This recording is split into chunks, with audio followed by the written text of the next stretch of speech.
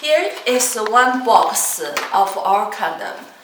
I take out one.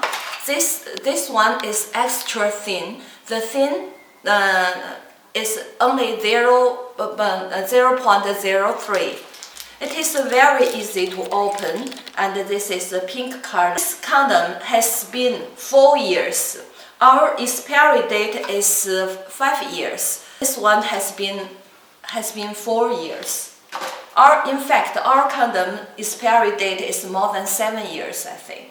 Se va a hacer una prueba del agua de esta caja de condones. Esta es la versión ultra fina de 0.3 milímetros. Como pueden ver, el condón ha sido muy fácil de retirar del empaque. Es de color rosado.